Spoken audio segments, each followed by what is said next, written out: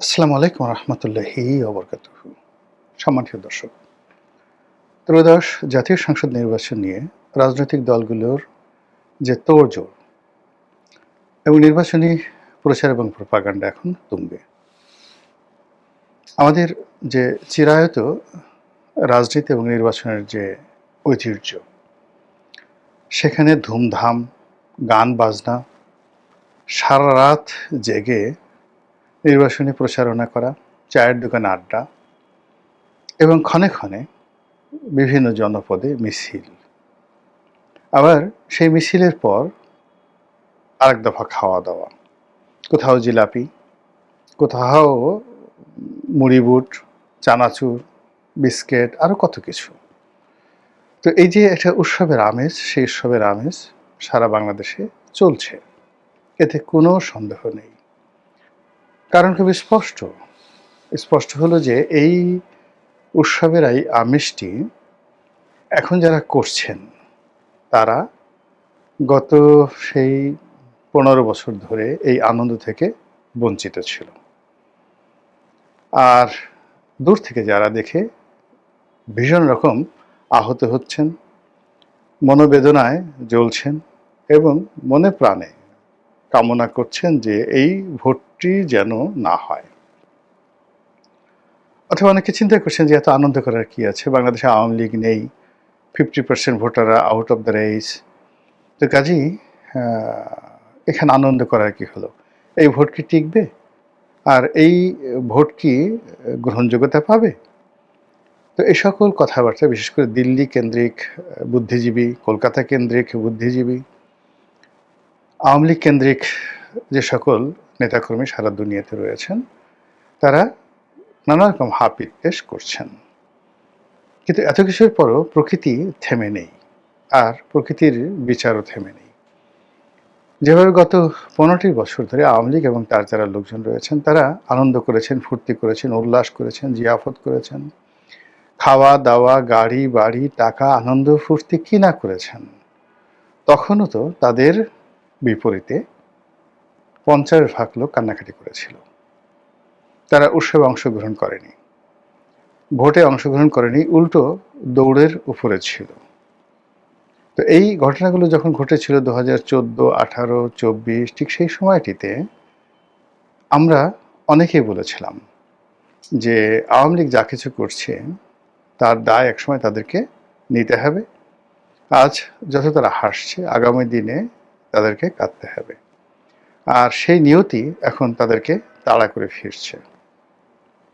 অতীতে জামাতের উপর অন্যায় হয়েছে, তারপর বিএনপির উপর অন্যায় হয়েছে, এবং যেন তেন অন্যায় নয়, পুরো এই দুটো দলের যে নেতৃত্ব, সেই নেতৃত্ব শূন্য করে দেওয়া, নেতৃত্বের ভিতরে যে অনুপম গুণাবলীগুলো রয়েছে সেগুলো নষ্ট করে দেওয়া, নেতাদের যে সহজাত রাজনৈতিক সাহস থাকে, শক্তি থাকে, সেগুলো ধ্বংস করে দিয়ে প্রত্যেকটি নেতার মেরুদণ্ডের উপরে রীতিমতো হাতুড়ির আঘাত করে করে আওয়ামী লীগ যখন চূড়ান্তভাবে উল্লাস নৃত্য শুরু করেছিল যে তারা ছাড়া এই বাংলাদেশে বিকল্প নেই, প্রায় সবাই বলতেন যে শেখ হাসিনা ছাড়া এই দেশ কে চালাবে, আওয়ামী লীগ ছাড়া এই দেশ কে চালাবে, আওয়ামী লীগের যে দেশপ্রেমিক দল আর কে আছে। কিন্তু ওই যে বললাম যে যখন অতিরিক্ত আত্মবিশ্বাস থাকে, প্রতিপক্ষের উপরে জুলুম অত্যাচার করা হয়, এবং প্রকৃতি এই পৃথিবীতে যে ভারসাম্য তৈরি করেছেন সেই ভারসাম্য যদি কেউ নষ্ট করে, এর বুমেরাং ঘটনা তার জীবনে অনিবার্য হয়ে পড়ে, যেটি আওয়ামী লীগ এখন ভোগ করছে। তো কাজেই আওয়ামী লীগের লোকজন যে যাই বলুক না কেন, আওয়ামী লীগ এই যে দুর্ভোগের মধ্যে আছে, ইভেন আওয়ামী লীগের কষ্ট, যত কষ্ট হচ্ছে, আওয়ামী লীগের লোকজন যত মরছে, যত আঘাত পাচ্ছে, তাদের যদি আরও বড় কোনো দুর্ঘটনা ঘটে, আওয়ামী লীগের যারা প্রতিপক্ষ তাদের মনে জিঘাংসা, যেটিকে বলা হয় জিঘাংসা, তাদের মনের যে ক্রোধ, হতাশা, গত 15 বছরে পুঞ্জীভূত ক্ষোভ, এইগুলো কারণে মানুষ উল্লসিত হয়। এর মধ্যে অন্যায় কিছু নেই। আমরা এখন অনেকেই দেখা যাচ্ছে যে ধর্মপুত্র যুধিষ্ঠির হওয়ার চেষ্টা করছি, যে ঠিক আছে আওয়ামী লীগ করেছে তো তোমরা করবা কেন, আওয়ামী লীগ অন্যায় করেছে বলে তো তোমরা বিজয়ী হয়েছো, আওয়ামী লীগ ভোগ করছে তাই বলে তোমরা এখন যে কাজ করছো আগামীতে তো তোমাদের একই অবস্থা হবে, আওয়ামী লীগের চাইতে করুণ পরিণতি হবে। এই কথাগুলো আমরা অনেকে ধর্মপুত্র যুধিষ্ঠির হিসাবে বলার চেষ্টা করছি। কিন্তু যদি আপনাকে জিজ্ঞাসা করা হয়, আপনার ভাই, আপনার পিতা, আপনার স্ত্রী বা আপনার সন্তানকে আপনার চোখের সামনে নির্মমভাবে খুন করা হলো, হত্যা করা হলো, জখম করা হলো, জেলে দেওয়া হলো, আপনার পরিবারকে তছনছ করে দেওয়া হলো, ব্যবসা বাণিজ্য সব কিছুতে আগুন লাগিয়ে দেওয়া হলো এবং আপনাকে অমানুষের মতো নির্যাতন করা হলো, আপনার মা মারা গেল, আপনি জেলখানায় থেকে গেলেন, আপনার স্ত্রী অসুস্থ হয়ে মারা গেল, আপনি তখন কারাগারে। প্যারালি মুক্তি পেলেন না পেলেন ডাজ নট ম্যাটার, কিন্তু বহু আওয়ামী লীগ, বহু জামাত, এখন যেভাবে বহু আওয়ামী লীগ নেতাদের কষ্ট হচ্ছে, এভাবে বহু জামাত, বহু বিএনপি নেতাদের জীবনে এরকম অহরহ ঘটনা ঘটেছে। তো এই ঘটনা যদি আপনার জীবনে ঘটে, যারা এই ঘটনাগুলো ঘটিয়েছে, আপনি যদি খুব দেবতা না হন কিংবা নবী রাসূল না হন, তাহলে কোনো অবস্থাতেই আপনার উপর যারা জুলুম করেছে, অত্যাচার করেছে, তাদেরকে আপনি সহজে ক্ষমা করতে পারবেন না। ২ নম্বর হলো যে আপনার প্রতিপক্ষ যখন দুর্ভোগে পড়বে, দুর্দশায় পড়বে, আপনি অবশ্যই তৃপ্তি অনুভব করবেন। এটা একটা হিউম্যান সাইকোলজি। তো সেই হিউম্যান সাইকোলজির কারণে কি হলো, নির্বাচনে আওয়ামী লীগ নেই, তাদের সহযোগীরা নেই, ৫০% লোক নেই, নির্বাচনী মাঠ পুরোটা খালি। কিন্তু ওই যে প্রতিপক্ষের ১৫ বছরের পুঞ্জীভূত ক্ষোভ, আর 1/11-এর সময় ধরেন আরও ২ বছর, সাকুল্যে ১৭ বছরের যে তাদের পুঞ্জীভূত ক্ষোভ, তারা হাসতে পারেনি, তারা নাচতে পারেনি, তারা গাইতে পারেনি, তারা খেতে পারেনি, কোনো কিছু করতে পারেনি, এমনকি তারা স্বপ্ন দেখতে পারেনি। এই সময়টিতে এসে সব কিছু বানের পানির মতো, মানে বন্যার পানির মতো একেবারে রীতিমতো জোয়ার তৈরি করে ফেলেছে। এই জোয়ারের কি পরিণত হবে, কতদিন টিকবে, আবার ভাটা কখন হবে, ডাজ নট ম্যাটার, এগুলো নিয়ে চিন্তা অনেক পরের বিষয়, কিন্তু জোয়ার শুরু হয়ে গেছে। আর যারা আনন্দ করছে তাদের আনন্দ যৌক্তিক। তো যেটা বলছিলাম যে নির্বাচনের মাঠ হয়তো জমছে না, অংশগ্রহণ করছে না, অনেকে বলছে সেটা আপেক্ষিক, কিন্তু যারা আনন্দ করার, যারা ফুর্তি করার, তারা ঠিকই করছে। যেমন ধরুন বিএনপির যারা মনোনয়ন পেয়েছেন তারা তো বেজায় খুশি, ধানের শীষ যারা পেয়েছেন অনেক খুশি, তারা স্বপ্ন দেখছেন মন্ত্রী হবেন, এমপি হবেন, রাষ্ট্র পরিচালনা করবেন ৫ বছর, রাষ্ট্রের সুযোগ সুবিধা ভোগ করবেন, তার সঙ্গে সঙ্গে আরও কত কি। আর এই কথা যেভাবে প্রার্থীরা চিন্তা করছেন, তার সঙ্গে সঙ্গে আবার তাদের ঊর্ধ্বতন নেতৃবৃন্দ, তাদের নেতাকর্মী, নিচে যারা আছেন অধস্তন এবং তাদের কর্মী সমর্থক, তাদের মধ্যে এই জোয়ারটা ছড়িয়ে পড়ছে। ঘটনাটা এরকম, আপনার বাড়িতে কেউ মরেছে, আপনি যখন জানাজা দেওয়ার জন্য, দাফন কাফনের জন্য প্রস্তুতি নিচ্ছেন, আপনার বাড়িতে কান্নার রোল। ঠিক একই সময় আপনার পাশের বাড়িতে একজন নবজাতক পৃথিবীতে এসেছেন এবং বহু বছর পর, ১৫ বছর আপনি ধরে নিয়েছিলেন যে আপনার সন্তান হবে না, কিন্তু হঠাৎ করে আপনার স্ত্রী গর্ভবতী হলেন এবং আপনার একটি ফুটফুটে সন্তান এই পৃথিবীতে এলো। পাশের বাড়ির কান্না আপনার আনন্দ বন্ধ করতে পারবে না। ঠিক এই অবস্থা এখন বাংলাদেশের নির্বাচনের ময়দানে ঘটছে। এই রিয়ালিটি যদি সবাই আমরা মেনে নেই, এটাই আমাদের জন্য শান্তির কারণ। তো যেটা বলছিলাম যে ভোটের মাঠে যারা আনন্দ করছেন তারা ঠিকই এই আনন্দকে উদযাপিত করার জন্য নানা রকম রং তামাশা, গান বাজনা, মানে রীতিমতো সারা বাংলাদেশকে উৎসব মুখর করে তুলছেন। জামাতের পক্ষে হাজার হাজার গান তৈরি হয়েছে, ছোট ছোট ভিডিও ক্লিপ তৈরি হয়েছে। বিএনপির পক্ষে হাজার হাজার গান, ভিডিও ক্লিপ, বিভিন্ন যারা এমপি প্রার্থী হয়েছেন তাদের এক একজনের ১০টা-১২টা করে নির্বাচনী গান তৈরি হয়েছে। তো সেইভাবে যদি আপনি ২০০০ প্রার্থী ধরেন, সবাই যে গানগুলো তৈরি করেছেন তাদের নিজেদের নিজেদের জন্য, জনপ্রিয় গানের সঙ্গে মিউজিক, জনপ্রিয় গানের সঙ্গে ড্যান্স, এগুলো সব তৈরি করে সারা বাংলাদেশের পথ ঘাট মাঠে রীতিমতো উৎসবের আমেজ। এই উৎসবের আমেজের সঙ্গে আবার উৎসব তো এমনি এমনি হয় না। আপনি কি দেখুন, যে কোনো উৎসবের মধ্যে একটু খোঁচাখুচি দরকার আছে। এই বিয়ের আসরে যেমন দেখা গেল যে গেট বানানো হয়, কৃত্রিম গেট, সেখানে সেই গেট খুলে দেওয়ার জন্য টাকা, একে অপরের সঙ্গে তর্ক করে, ইংরেজিতে কথা বলে, তারপরে নানা রকম বিতর্ক, এক পক্ষ আর এক পক্ষে ছোট করার জন্য পাত্রপক্ষ পাত্রীপক্ষকে ছোট করে, তোমরা খয়রাতি, তোমরা ভিক্ষুক। আবার পাত্রীপক্ষ যারা আছে তারা বলে তোমরা খয়রাতি, তোমরা ভিক্ষুক, এখানে 10 লাখ টাকা দিতে হবে, তোমরা টাকাই দিতে পারতেছ না।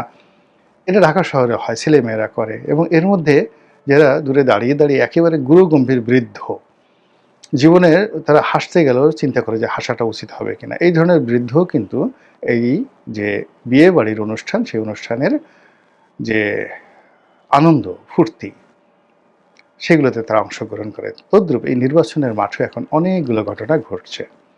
যেমন জামাতের লোক এখন জনাব তারেক রহমান সাহেবকে বলার চেষ্টা করেছেন তিনি লন্ডনী অলি আল্লাহ হয়ে গেছেন। অলি আল্লাহ এখন ফতোয়া দিতে বেড়াচ্ছেন, লন্ডনী মুফতি।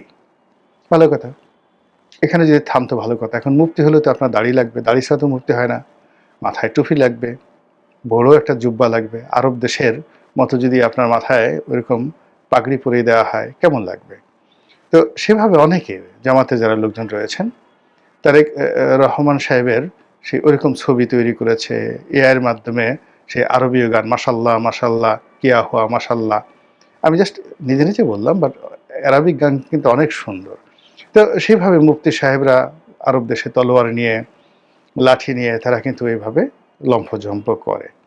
তো এইভাবে বিএনপির যারা প্রতিপক্ষ তারা জনাব তারেক রহমান সাহেবের এইরকম সুরত নিয়ে তারা কিন্তু রং তামাশা শুরু করে দিয়েছে। এবং এটা আমেরিকাতেও হয়, মিস্টার ডোনাল্ড ট্রাম্পকে নিয়ে, জো বাইডেনকে নিয়ে অসংখ্য এরকম ভিডিও আপনি নির্বাচনের সময় দেখতে পাবেন। আবার অন্যদিকে তারেক রহমান সাহেবের যে নর্মাল সুরত, তিনি কেস পরছেন, জিন্স পরছেন, তারপরে সাধারণ জ্যাকেট, একেবারে সাধারণ জ্যাকেট পরছেন, তার সঙ্গে শার্ট পরছেন, মাথায় হালকা তার টাক আছে একটু, তো হালকা একটু টাক আছে। আমাদের ডক্টর শফিকুর রহমানের বোধহয় সম্ভবত টাক আছে, টুপি পরে থাকেন তো টাক দেখা যায় না। তবে উনি বয়স্ক মানুষ, ওনার টাক একটু বেশি, কড়কড়ে টাক। আর তারেক রহমান সাহেবের যে টাক, একটু এখনও চারিদিকে চুল আছে, মোটামুটি সহনশীল বোঝা যায় আর কি। এখন মাথার চান্দির দিকে যদি না তাকায় তাহলে বোঝা যায় না যে দূর থেকে যে এত বড় টাক আছে। এখন এটা নিয়ে তো বিএনপির যারা লোকজন আছে তারা তাদের নেতাকে যখন দেখলো যে জামাতের লোকজন তাকে দাড়ি লাগিয়েছে, তার মাথায় মানে পাগড়ি পরেছে, জুব্বা পরেছে এবং তার দ্বারা আরবি গান মানে গাওয়াচ্ছে, তখন বিএনপির যারা লোকজন আছে তারাও কিন্তু বসে নেই। তারা ডক্টর শফিক তাকে জিন্স পরাচ্ছেন, কেশ পরাচ্ছেন, তারপরে তাকে মানে সিক্স প্যাক বানিয়ে দিচ্ছেন, এরপরে গেঞ্জি পরাচ্ছেন এবং হিন্দি গান হাম্মা হাম্মা, এআর রহমানের সেই বিখ্যাত গান আছে হাম্মা, বা মুক্কালা মুকাবেলা, সে প্রভুদেবের সেই বিখ্যাত গান। উনি শফিক সাহেব মঞ্চে ড্যান্স করছেন এবং মানুষের কাছে ভোট চাচ্ছেন। এটা একেবারে একেবারে যাকে বলে নির্দোষ বিনোদন, নির্দোষ বিনোদন। এবং ভোটের মাঠে এই জিনিসগুলো খুব অহরহ হয়ে যায়, এগুলোর মধ্যে কোনো নোংরামি নেই, এটা জাস্ট একটা বিনোদন এরকম হয়ে থাকে। এবং এই জিনিসগুলো চলছে, ইন্টারনেট জুড়ে চলছে। এখন পত্রপত্রিকাগুলো মানে যে ভার্চুয়াল জগতে কার কত দক্ষতা আছে, কার কত ফেসবুকে ফলোয়ার আছে, কত মানুষ এই ফেসবুক ব্যবহার করে, ইউটিউব ব্যবহার করে, এবং ফেসবুক এবং ইউটিউবে কোন রাজনৈতিক ব্যক্তি, কোন দল, তাদের কত কর্মী সমর্থক রয়েছেন, এগুলো এখন লাইমলাইটে চলে আসছে, যেটি গত নির্বাচনগুলোতে আমরা কল্পনাও করিনি। তো সেই অনলাইন জুড়ে যে প্রচার এবং প্রোপাগান্ডা চলছে, সেই প্রচার এবং প্রোপাগান্ডা এখনও পর্যন্ত আমি মনে করি শালীনতার মধ্যে আছে। এবং সেই শালীনতার কারণেই নির্বাচনটি যারা করছেন তাদের জন্য আনন্দমুখর হয়ে পড়েছে। আর তাদের যারা প্রতিপক্ষ, বিশেষ করে আওয়ামী লীগ, তারা এই দৃশ্য যত দেখছে তাদের ভীষণ রকম কষ্ট হচ্ছে যে আহা, আমাদের জমানাতে তো আমরা এই আনন্দটুকু করতে পারিনি। যদিও তারা জিতবে বা নৌকা জয় বাংলা, মনে আছে আপনাদের, এই 2024 সনে কিন্তু এই ধরনের অসংখ্য গান তারা বাজিয়েছিল এবং ওটা শুনে বিএনপি লোকদের খুব কষ্ট হয়েছিল। তো এখন নদীর একুল ভাঙে, অকুল গড়ে, শীতের পরে গ্রীষ্ম আসে, বর্ষার পরে মানে শরৎ আসে, এই যে প্রকৃতির পরিবর্তন, এটাই স্বাভাবিক। চলছে নির্বাচন, চলুক, গণতন্ত্র প্রতিষ্ঠিত হোক, মানুষ আনন্দিত হোক, এবং ধীরে ধীরে ধীরে ধীরে আমাদের যে অতীত ক্ষতগুলো আছে আমরা সেগুলো ভুলে গিয়ে অতীতে যারা আমাদেরকে নির্যাতন করেছে তাদেরকে কি করে কাছে টানা যায়, এটা যখন বিজয়ীরা একটি শান্তিপূর্ণ অবস্থানে থাকবেন, তাদের মন মানসিকতা স্থির হবে, তখন প্রতিহিংসা বাদ দিয়ে হয়তো অনেকেই আওয়ামী লীগকে কাছে টানার চেষ্টা করবে। কিন্তু যদি সংঘাতটা অনিবার্য হয়ে পড়ে, বিভিন্ন দলের মধ্যে কূটনামিটা অনিবার্য হয়ে পড়ে, তাহলে এই উৎসব আর শেষ পর্যন্ত উৎসব থাকবে না, এটি সহিংসতায় রূপ নেবে। আমরা সহিংসতা চাই না, উৎসব চাই, আনন্দ চাই। আসসালামু আলাইকুম ওয়া রাহমাতুল্লাহি ওয়া বারাকাতুহু।